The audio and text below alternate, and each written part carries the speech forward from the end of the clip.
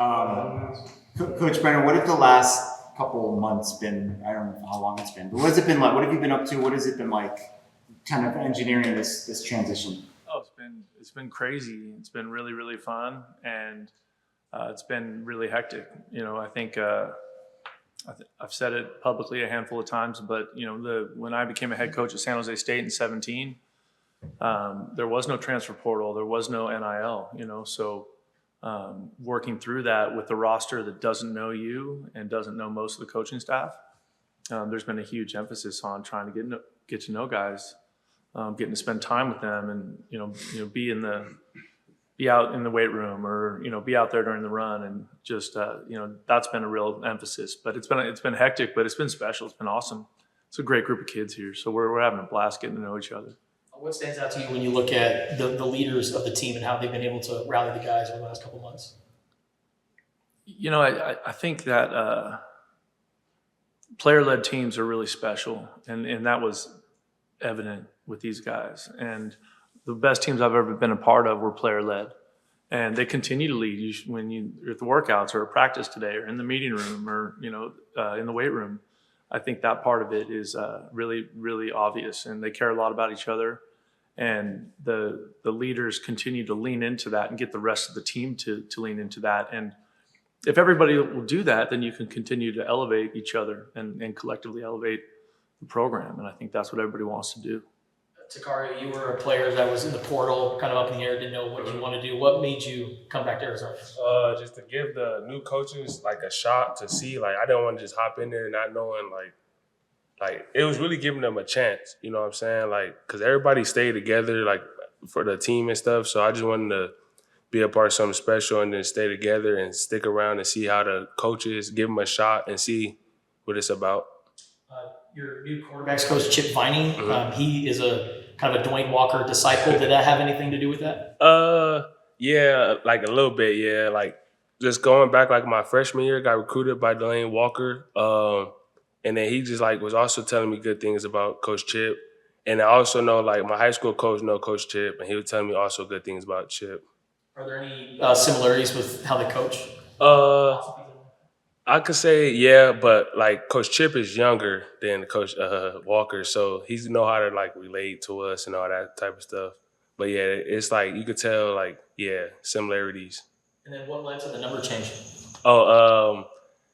Yeah, I was tired of 23. I had to get a single digit, but I still rocked it though. I had to just get a single digit. And at first, I was aiming for like 3, but then 1 had stuck out to me though. What was this first spring practice like for you?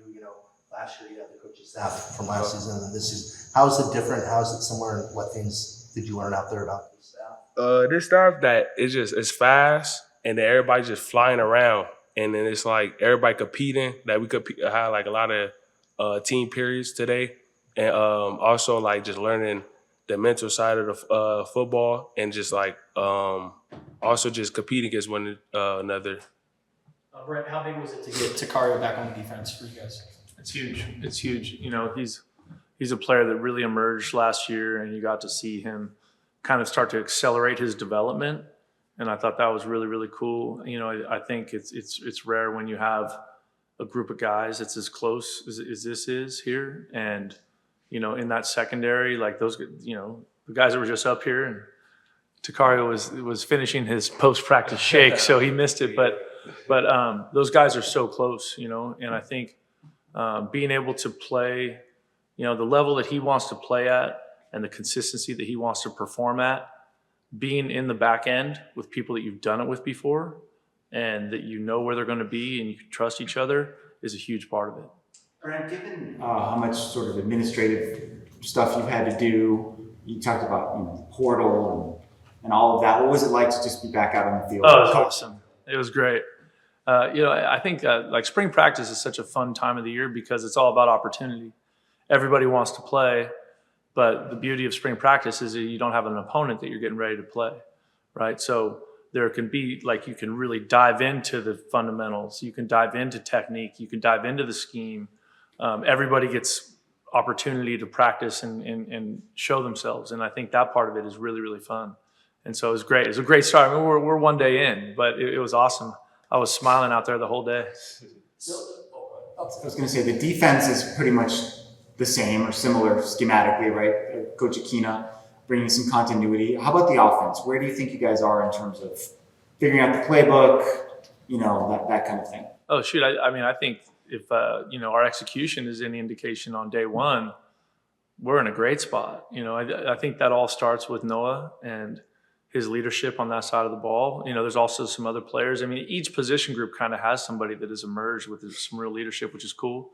But that was one of the things I mentioned to the team at the end of the practice. I was really, really happy with offensively the operation and how effective that was, play in and play out. And with the defense, because of where he plays in the back end, I was also really, really excited about their communication. Such a huge thing with Coach Aquina and Coach Viney, but the communication on defense was awesome. And nobody's out there, nobody's too cool to talk.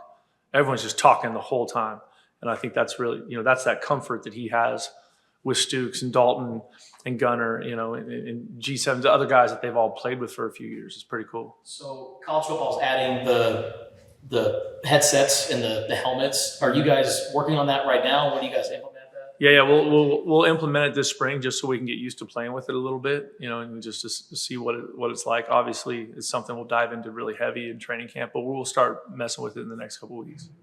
Tacario, while you were waiting outside, one of the guys in here said that they thought you were the player who made the most progress from like week 1 to week 13 last year. Where do you think you grew the most? I just said every week my goal was to get better. Like some people go into the season and think they can't get better at practice. So my goal is every week to work on something that I messed up on. So at that point I could just keep building and building. So every week I just try to stay after, do little things like work my technique and just work the little details to separate myself. So yeah. If I recall, you had several plays last year where you could have had a pick, but you ended up catching it. How much did that frustrate you? And how yeah, man. That frustrated me. It still hurt me to this day. So yeah, I still I just gotta put that to the side and just keep working and know that I gotta get more ball drills after practice. Yeah. How much does working with Tario McMillan prepare you for the next level? Yeah, it prepares me a lot because in my eyes, I feel like he's a first-round guy. So going against him every day is like going against one of the best receivers in the country. So every day I got to bring it because I know every day he's going to bring it. Now, I don't think we've asked this, but why do you go by Bobo? I got that name from my siblings. I don't remember why they call me that, but yeah. I got my nickname from my siblings. I have to ask my brother why he called me that. Yeah. So when did they start calling you Bobo? What age? I want to say 2 years old. Okay. Yeah. So it's just been a nickname for your family? For a minute. Yeah. Brent, how would you describe your coaching style during spring practice, and what can fans expect to see from you when they go out there and watch you coach? I think out there on the field, I want to be someone that is, an encourager and, coaches with a lot of energy. And, like I mentioned earlier, spring practice being about all about opportunity. I want everyone to feel like they have a chance to contribute, and I think, he's talking about going head to head with T-Mac. If we can get everybody attacking the practice environment with intention, with energy, with enthusiasm, that's going to elevate the practice, right? And if we're practicing at a high level like that every day, we'll naturally improve as we go. And so in our constant chase of improvement, I think it's so important that the leaders, whether it's the leaders that are players or the leaders that are coaches, that we're the ones bringing that energy and that intention to the practice environment. When did you put on full pads for the first time?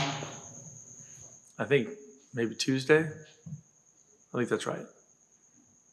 Tuesday or Thursday. What does the prep look like for the move to the Big 12? How are you implementing that in your spring practices? So can you say that again? I missed the front part. That's all right. What does some of the prep look like for the move to the Big 12? Honestly, right now, there's probably much more of a focus of we're trying to get good at football. So we're just worried about today's practice. And that's one of the things that I've been focusing on with the team a bunch. And Tacario will tell you is just we need to dive into the process we need to dive into the process of getting good at blocking, tackling, playing good, solid, fundamental football with fanatical effort. And so today was a good start to that. In terms of the logistics of the Big 12 and all that stuff, I'm going to leave that up to people like, Andrew Sims and Lauren Vossler and Ben Thenis and the people that are a lot smarter than me. All right, that's our time, guys. Thank y'all. Thank you. Appreciate y'all.